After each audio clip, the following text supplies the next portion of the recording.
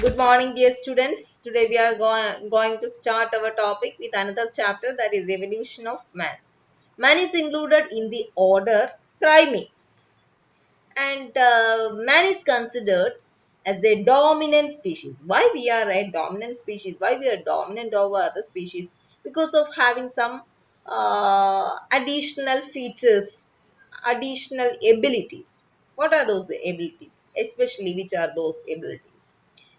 One is our ability to use a very good language for communication, and our ability to use tools, our grouping behavior, our way of building their own shelters, and the other important behavior, other important thing that make us dominant over other species is our stereoscopic vision. What is stereoscopic vision? Because using the two eye, actually two images are forming, and those two images are interpreting and unifying using our brain as a single real image. That property, that ability is called stereoscopic vision. So that is also a dominant behavior that we have. And also human possess a large brain, and they have a unique capacity for learning, reasoning, and for manipulating their hands. All these makes man a dominant species over other. And the order primate includes tarsiers. Tarsiers are this one: lemurs, loris, monkeys, and apes. What's the difference between monkeys and apes? A very simple difference is that monkeys only possess tail, apes usually lacks tail. Apes are usually larger than monkeys, and they are more intelligent. They are more similar, somewhat close to human. That is the difference. Then we are going to see the division, classification of primates. Primates is classified into to suborder Prosimi and Anthropoideae. Prosimi includes lemurs, lorises, and tarsiers. Anthropoideae includes monkeys, apes, and man. Next.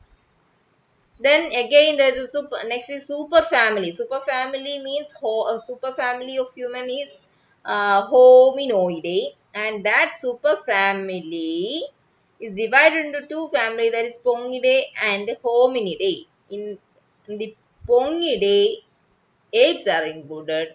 At the same time in Hominidae, humans and all human relatives means past hominids, those having properties or features similar to man, all those are included in hominidae. Next we are going to see the biological evolution. Biological evolution of man is beginning part. Ancestor of primates. Which are the ancestors of primates? Ancestors. Ancestors are primitive certain insectivores. These insectivores are somewhat similar to modern tree shrews. Tree shrews is this one. Our very primitive ancestor looks somewhat similar to modern tree shrews. Modern tree shrews means this type of animal, and our primitive, very primitive ancestor looks like this one. Then evolve other more modified evolved group, evolved forms. They have longer fingers and toes which has a grasping power, and forwardly directed eyes. Here also we can see that the eyes are somewhat located on either side of the face, but as evolution goes on, the position of the eye also changes. It's somewhat more forward, because in our face also we can see that eyes are uh, on same side. That's what. As in the course of evolution, the position of the eye also gradually changes, moving more and more to forward. Next, apes are actually the closest relatives of man. uh, in what way apes relates with man, with what all aspects? In their size, in their form, in their physiology and their behavior. Because of having a bigger brain than that of brain similar to that of human. Then branchial style of locomotion. Branchial style means the ability to move in an erect posture, erect body posture. That is branchial style. Erect posture means uh, those who can stand on his legs. That is erect posture.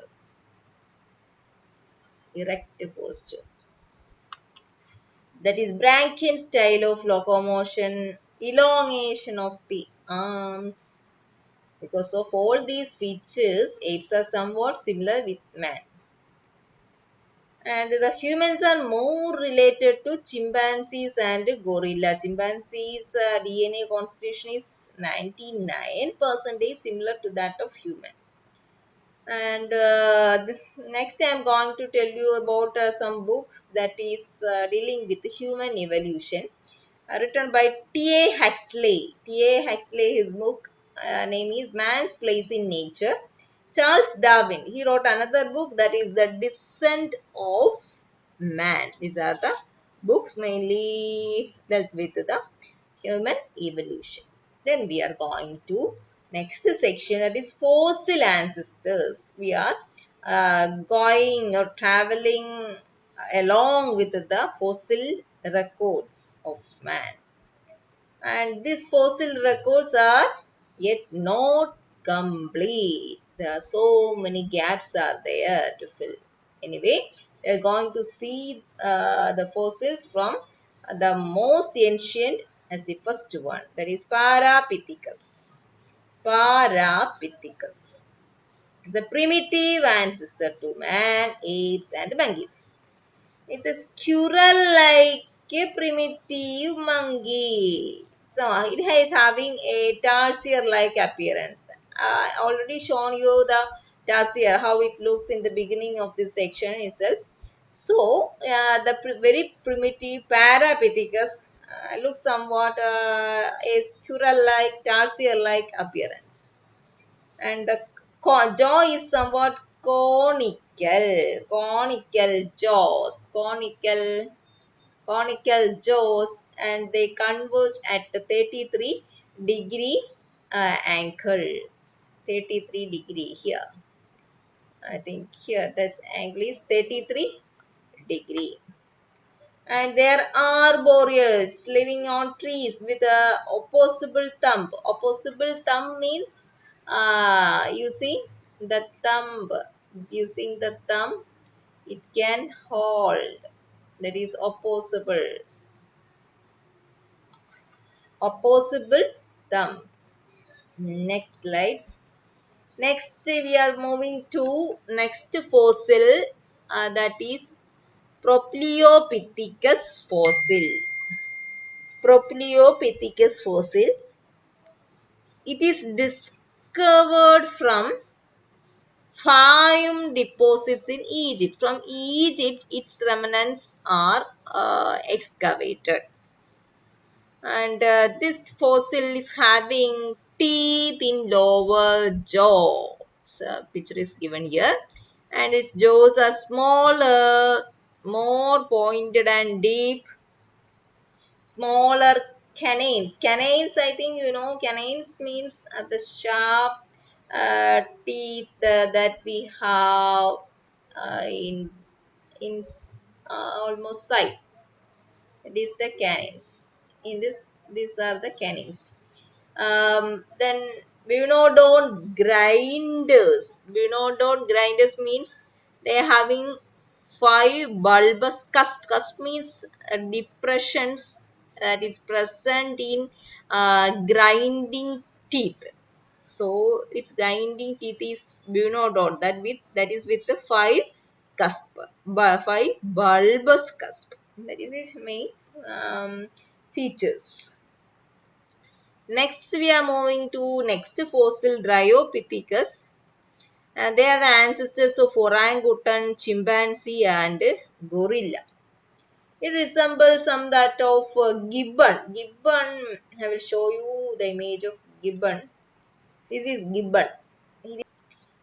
Gibbon, and its another feature is its length of the arms and the legs are same in the case of Dryopithecus. And posture is not perfectly erect, semi-erect. Erect posture I already explained to you. So it's not its posture is not perfectly erect. It is semi-erect. And the skull is lacked. That means that protective case is lacked. For a protective case for brainy skull, it is lacked. And the dental arch is parabolic. Dental arch means as we look our mouth, the way the teeth arrange, uh, that shape. That shape is called this shape is called dental arch, and this dental arch is parabolic. Parabolic means this shape. Dental arch is parabolic and dentition is somewhat man-like. Dentition is a Diopithecus, that dentition is already digged up as a fossil. Then canines are larger. We can see that canines are very larger. Premolars are sectorial. For that that type premolars are present in Dryopithecus. Sectorial type. Sectorial means it is adapted for cutting. For cutting something. That is sectorial. It's a branchiator. Branchiator means it is swinging through swinging from one tree to another. This is way of movement, locomotion. Next, we are going to Sivapithecus. Next fossil, no, next ancestor. It is the direct ancestor of Ramapithecus. That is the next fossil that we are going to study. And the Sivapithecus image is shown here. And its fossil is recovered from Sivalik Hills. That's why it is given this name. Next fossil is Ramapithecus. This image is shown here. Its fossil is obtained in the middle and late Miocene epochs. Epochs means that period of time. And 1932 from the Sivalik Hills of North India. What about its features? Face is short, somewhat short face. Jaws have the ability for sideway motion. Human-like dentition. Palate is arched. Means palate means the area that is the inner area of upper jaw. It's a palate. Palate is it is arched one. Then incisors and canines, they are small and it permit lateral chewing. Lateral chewing. This incisors and canines are adapted to perform lateral. Lateral means lateral side chewing. And what about the grinding teeth? They are very large and broad with a thick enamel coating. So we are guessing that they may be herbivore for grinding some hard food. Then they are probably originated in Africa and later it migrated to Eurasia. These are some important points about Ramapithecus. Next, we are going to see next ancestor, that is Australopithecus, the man ape of Africa. Australopithecus. His fossils are recovered from Africa in Pleistocene era. That era also you need to memorize. Next slide, and it is named by that this one, the Australopithecus is named by Raymond Dart in 1924, and its weight that time is the fossil's weight is not it is 40 to 60 pounds. Then what about the features? Bipedal form. Bipedal means walking in two legs, and they are walking in erect posture and having distinct lumbar curve. Lumbar curve is shown here. This the region we can see a curve. This curve is called a lumbar. So they are having that distinct lumbar curve.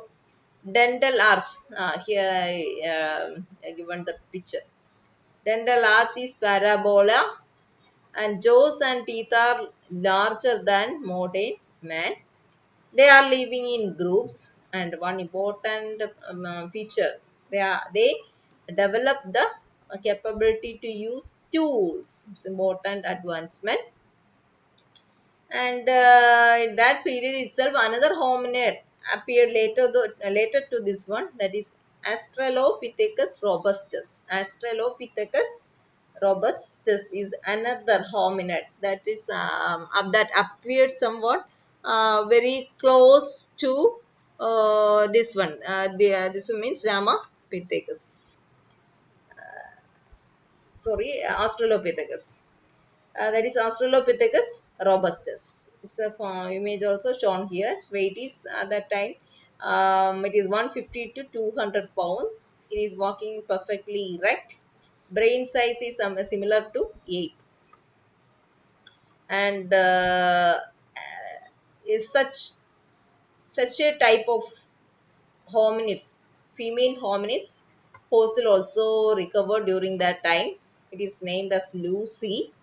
It is recovered from Ethiopia, and suppose that she lived in here 3.2 million years ago, and it is speculating that she can walk like human. Image of Lucy also I will show you. This is Lucy. It is a created one. Suppose we are guessing that according to our in a hypothetical way we created her appearance like this using the fossil form, fossil details.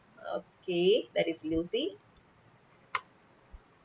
Next, next is Homo habilis, the handy-man.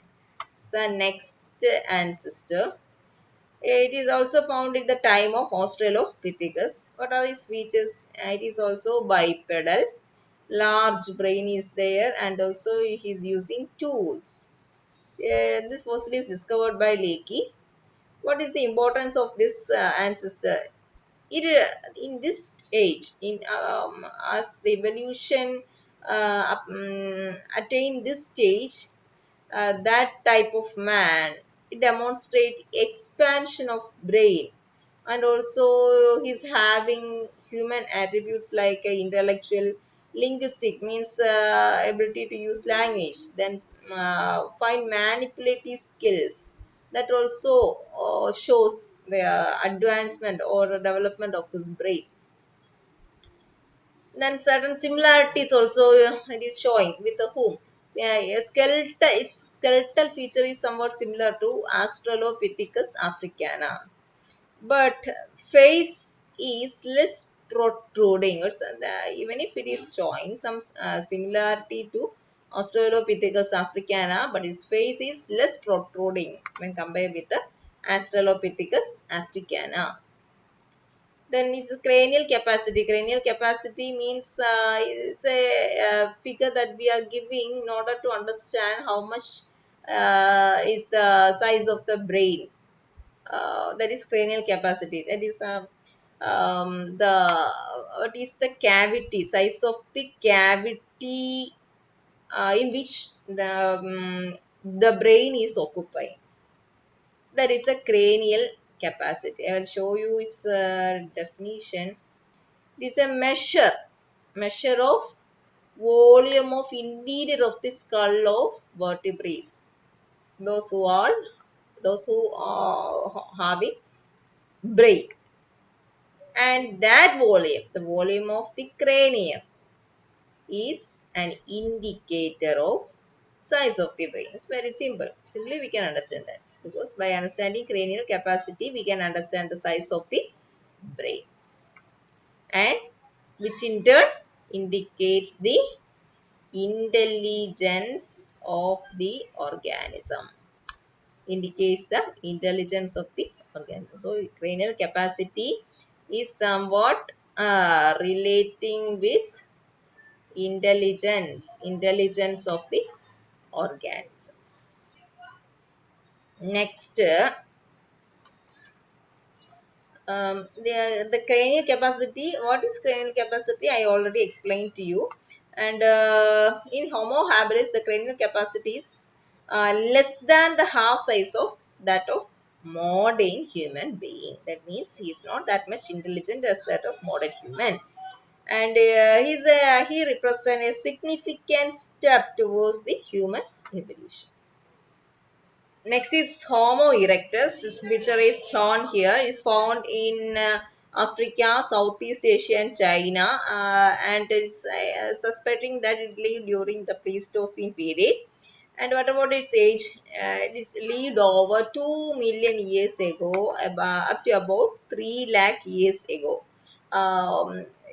So it lived from 2 million years back till 3 lakhs years before. Understand? Originated or first start its appearance around 2 million years ago, and survived till 3 lakh years ago. And members of this species of Homo erectus are Java man and Peking man. Then what are its features? Receding forehead means backwardly directed, backwardly slanting forehead, and heavy jaws. Then cranium is long and low, somewhat flattened at front and back. Face is short but wide. Nasal aperture is projected forward somewhat, started to get the appearance of our normal nose.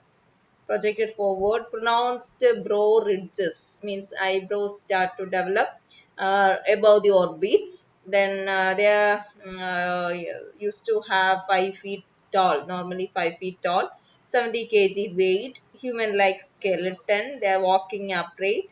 Why they are walking upright? Due to the position of foramen of magnum. Foramen of magnum, what I will show you that in the skull, its lower side, there is a big hole that is called foramen of magnum. To this hole, actually the vertebral column is attaching.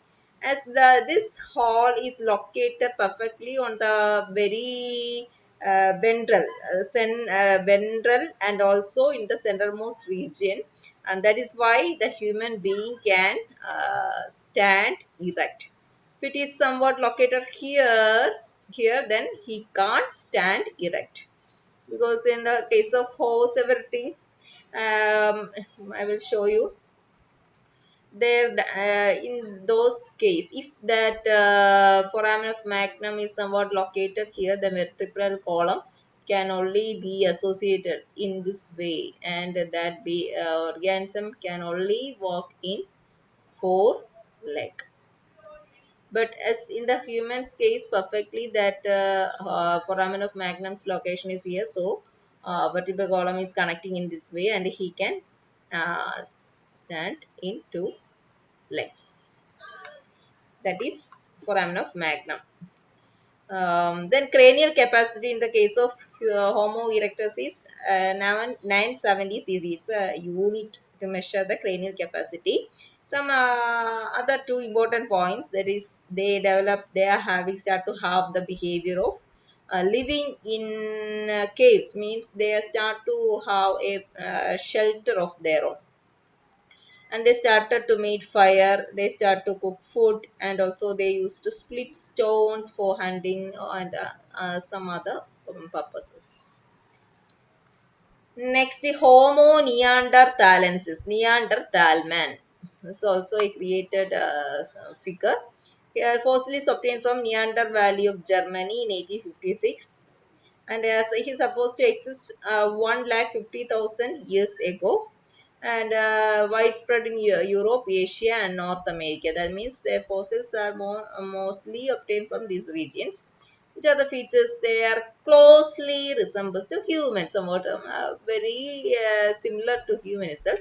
Short and stocky means they are not much tall. They are stout with heavy jaws. Heavy jaws are there, and receding chin. Receding chin means backwardly directed chin is there. Erect stance is there. A hand he can use like a man. Brain is big as modern man. What about his cranial capacity is also somewhat equal to human, that is 1450 cc. He also used in to live in caves. He used simple tools, and also he used to make certain pits to trap animals to make it as food. They start to bury their dead bodies of the relatives. Then they extinct about 25,000 years back in competition with Homo sapiens. That is Homo neanderthalensis. Next, Cro-Magnons. Cro-Magnons. Its fossil is obtained from France in 1868. What is its significance? It is much like modern man, and it is considered as a subspecies of Homo sapiens, Cro-Magnons. Features 150 centimeter tall, somewhat having the same as such tall of a normal man. Rounded forehead, distinct chin, narrow nose, somewhat similar to human. It's a broad face, walk erect, then swift-footed means walking very fast. Cranial capacity is 1650 cc. Lifestyle. They uh, lived in caves. So spelling mistake. Sorry, caves. Right. They lived in caves. They are experts in hunting, painting, farming, metal works, and they also always used to bury their dead with rituals, with customs. That is another important intellectual activity, means showing the social behavior. And they extinct uh, 20,000 years ago, and they sustain for long, and because of some selective pressure start to develop different races means they differ in skin color, form, hair, etc. Then finally come the Homo sapiens. Its old is less than 1 lakh years ago.